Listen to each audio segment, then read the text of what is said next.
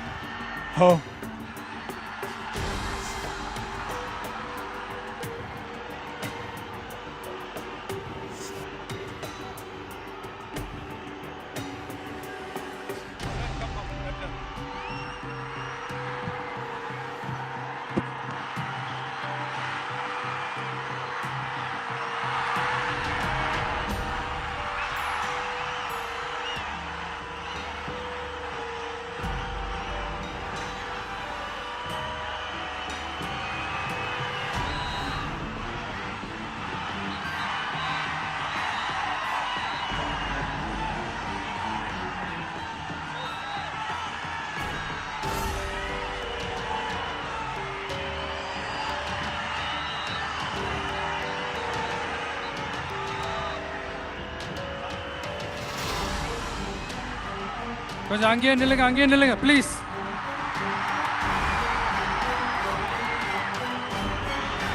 கொஞ்சம் அமைதியா நான் பேசுறத கொஞ்சம் கேளுங்க ப்ளீஸ். ஒரு 5 minutes தான், கொஞ்சம் அமைதியா இருங்க ப்ளீஸ். ப்ளீஸ் நண்பர்களே, கொஞ்சம் அமைதியா இருங்க ப்ளீஸ். அதை தாண்டி யாரும் வரக்கூடாது ப்ளீஸ்.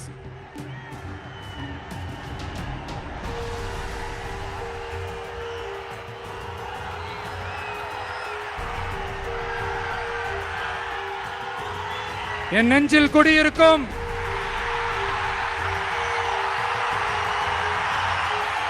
கொங்கு மண்டல தங்கங்களே, திருப்பூர் பகுதி மக்களே, உங்கள் அனைவருக்கும் என்னுடைய வணக்கம். டே ஆஃப்டர் டுமாரோ 16th அன்னைக்கு நம்மளுடைய தேர்தல் வாக்குறுதிகளை ஒரு புக்கா வெளியிடுறோம். அதுக்கு முன்னாடி இங்க சில பாயிண்ட்ஸை மட்டும் உங்களுக்கு படிச்சுட்டு போயிடுறேன். அதை மட்டும் கொஞ்சம் கவனமா கேளுங்க ப்ளீஸ் நண்பர்களே. ஓகே, ஆல் வெல் தேர், ஆல் வெல். பேசலாமா? கொஞ்சம் அமைதியா இருங்க ப்ளீஸ். நெசவாளர்கள், சிறு குறு நடுத்தர தொழில்கள் மற்றும் விவசாயிகள் மற்றும் காவல்துறையினர் சம்பந்தமான நம்மளோட அஜெண்டா சிலதை உங்ககிட்ட நான் படிக்கிறேன். 1, நெசவாளர்களின் தயாரிப்புகளை நேரடியாக சர்வதேச சந்தைகளில் விற்பனை செய்வதற்காக அரசுக்கு சொந்தமான ஒரு உலகளாவிய இ-காமர்ஸ் பிராண்ட் உருவாக்கப்படும். மேலும் முக்கிய நகரங்களில் வெற்றி தறி விற்பனை நிலையங்கள், ஷோரூம்ஸ் அமைக்கப்படும். 2வது, நிலையற்ற நூல் விலை மற்றும் மின்சார நெருக்கடி சுமையை பகிர்ந்து கொள்ள கைத்தறி மற்றும் விசைத்தறி வைத்திருக்கும் ஒவ்வொரு நெசவாளர் குடும்பத்திற்கும் ஆண்டுக்கு 30,000 ரூபாய் வங்கி மூலம் நேரடியாக நமது டிவிக்கு அரசு வழங்கும். 3வது, கைத்தறிகளுக்கான இலவச மின்சாரம் 500 யூனிட்டுகளாகவும் விசைத்தறிகளுக்கான இலவச மின்சாரம் 1500 யூனிட்டுகளாகவும் உயர்த்தப்படும். அடுத்தது, நெசவாளர்களின் உற்பத்தி செலவுகளை குறைப்பதற்காக அவர்கள் வழங்கும் நூல், சாயங்கள் மற்றும் ரசாயனங்களுக்கு நமது டிவிக்கு அரசால் 50% மானியம் வழங்கப்படும். அடுத்தது, நமது டிவிக்கு அரசில் அனைத்து நெசவாளர்களுக்கும் ரூபாய் 10 லட்சம் ஆயுள் காப்பீடு வழங்கப்படும். மேலும் நெசவாளர்களின் முதியோர் ஓய்வூதியம் மாதம் 3000 ரூபாயாக உயர்த்தப்படும். குறு சிறு மற்றும் நடுத்தர தொழில்களின் வளர்ச்சி, லட்சக்கணக்கான வேலை வாய்ப்புகளை உருவாக்குற துறையில ஒண்ணுதான் இந்த MSMEs இந்தியாவிலேயே அதிகமான MSMEs இருக்கிற மாநிலங்கள்ல நம்ம தமிழ்நாடும் ஒண்ணு. ஆனா இப்படிப்பட்ட இந்த பெருமைக்கு இன்னும் மிக பெருமை சேர்த்தது யார் தெரியுமா? இந்தியாவிலேயே அதிகமான MSME நிறுவனங்கள் மூடப்பட்டதுல தமிழ்நாடு தான் 2வது மாநிலம். இந்த பெருமையை உண்டாக்குனது தான் திமுக ஆட்சியோட மிகப்பெரிய சாதனை. இந்த குறு சிறு மற்றும் நடுத்தர தொழில்களோட வளர்ச்சிக்காக நம்ம டிவிக்கு அரசு என்னெல்லாம் செய்யும்னு கொஞ்சம் பார்க்கலாம். முதல்ல நெருக்கடியில் உள்ள குறு சிறு மற்றும் நடுத்தர நிறுவனங்களுக்கு உதவுவதற்காக ரூபாய் 15,000 கோடி ஸ்டேட் கிரெடிட் கேரண்டி ஃபண்ட் உருவாக்கப்படும். குறு சிறு மற்றும் நடுத்தர நிறுவனங்கள் மூடப்படுவதற்கான மிகப்பெரிய காரணங்களில் ஒன்று 400% மேல உயர்ந்துள்ள பீக் ஹவர்ஸ் மின் கட்டணம். இது குறிப்பாக ஜவுளி துறையில் உள்ள குறு சிறு மற்றும் நடுத்தர நிறுவனங்களை பாதித்துள்ளது. டிவிகே குறு சிறு மற்றும் நடுத்தர நிறுவனங்களுக்கான MSMEs இந்த பீக் ஹவர்ஸ் மின் கட்டணத்தை நமது டிவிகே அரசு நிறுத்தி வைக்கும். அடுத்தது விரிவான ஆய்வுக்கு பிறகே மின் கட்டணத்தை முறைப்படுத்தும். மேலும் குறு சிறு மற்றும் நடுத்தர நிறுவனங்கள் அடுத்து வரும் 5 ஆண்டுகளுக்கு 100% மின்சார வரி விலக்கை பெறும். அடுத்தது குறு சிறு மற்றும் நடுத்தர நிறுவனங்கள் உலகளவில் போட்டி போடுவதை உறுதி செய்வதற்காக அவற்றை நவீனமயமாக்க ஒரு யூனிட்டுக்கு ரூபாய் 50 லட்சம் வரை என்ற அளவில் 35% நேரடி மூலதன மானியத்தை நமது டிவிகே அரசு வழங்கும்.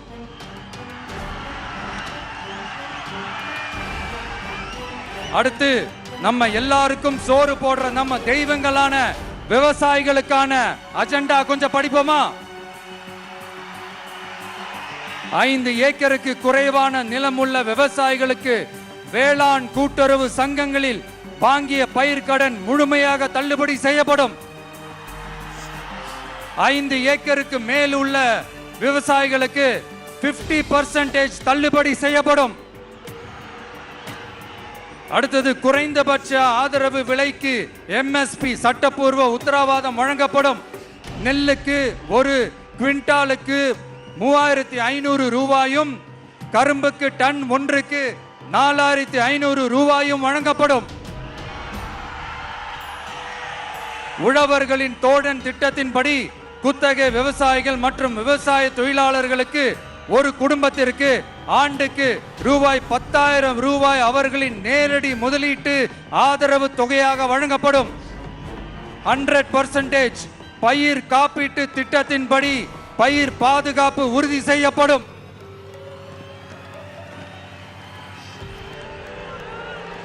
கடைசியாக நமது அரசு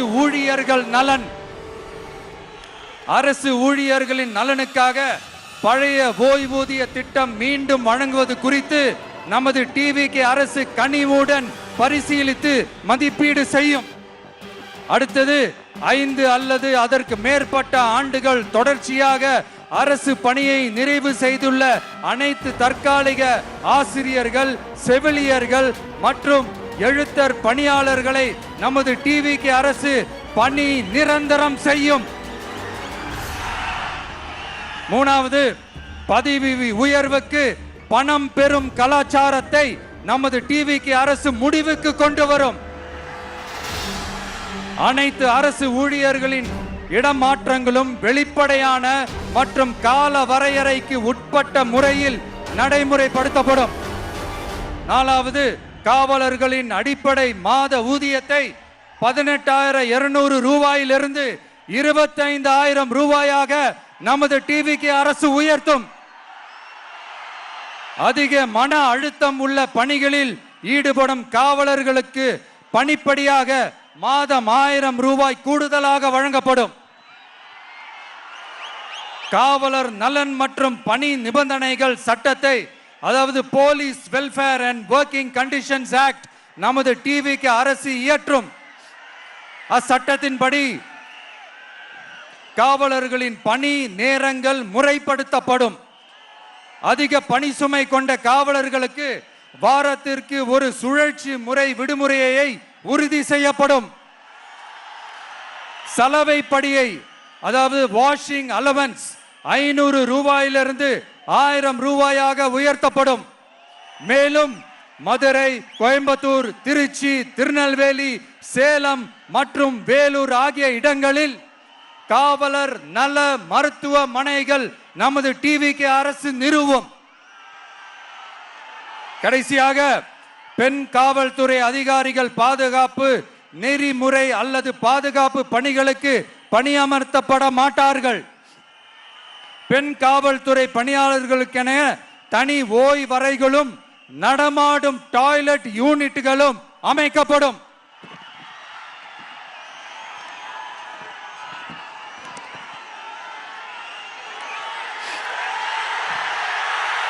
நீங்க எல்லாரும் இந்த விஜய 100% நம்பலாம்.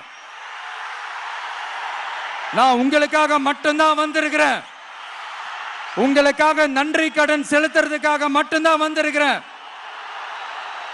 பொய் வாக்குறுதிகள் கொடுத்து நான் உங்களை ஏமாத்த மாட்டேன்.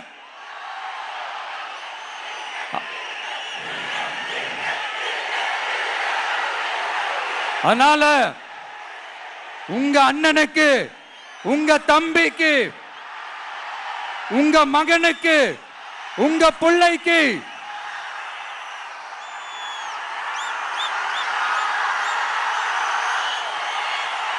ஒரே ஒரு வாய்ப்பு கொடுங்க. தயவு செஞ்சு விசில் சின்னத்துக்கு ஓட்டு போடுங்க. இது ஒரு விசில் புரட்சி தேர்தலா இருக்கணும். கான்பிடென்டா இருங்க. நல்லதே நடக்கும். வெற்றி நிச்சயம், வெற்றி நிச்சயம், வெற்றி நிச்சயம்.